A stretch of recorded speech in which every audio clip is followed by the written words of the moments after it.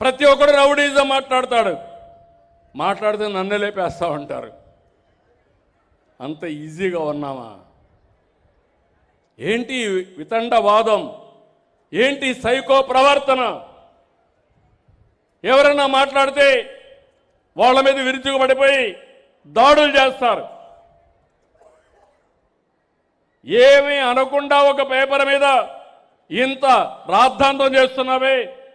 నీ పేపర్ కానీ మీ నాయకులు కానీ ఆడబిడ్డల్ని ఎంత వేధించారు, ఎంత మానసికంగా దెబ్బతీశారు, సమాధానం చెప్పే పరిస్థితి ఈ సైకో పార్టీకి ఉందా అని మిమ్మల్ని అడుగుతున్నా.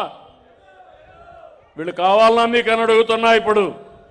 కానీ మీరేంటంటే మాకెందుకు వచ్చింది, నువ్వు పోరాడు, మేము చూస్తూ ఉంటాం అనే పరిస్థితిలో ఉన్నారు. మీరు ఉన్నారు. నేను అడుగుతున్నా, ఇలాంటి వ్యక్తి ఆ రాజకీయ పార్టీ లేకపోతే ఇంట్లో నుంచి బయట వస్తాడని అడుగుతున్నా. ఇలాంటి నేచర్ ఉండే వ్యక్తి మీరు ఆలోచించుకోవాలి. ఇవి రాష్ట్రాన్ని సర్వనాశనం చేయాలనుకుంటే కాపాడుకునే బాధ్యత నా ఒక్కడిదా, మనందరిదా అని మిమ్మల్ని అడుగుతున్నా. మనందరి దాన్ని చేతులు పైకెత్తండి. మన పిల్లల భవిష్యత్తు కోసరం ఇప్పటికే నష్టపోయాం. 2014 విభజన,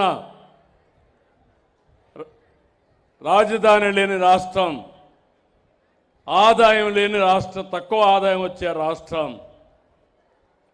2019లో విధ్వంసం, 2024లో ఇప్పుడిప్పుడు రికవర్ అవ్వడానికి ప్రయత్నం చేస్తున్నాం.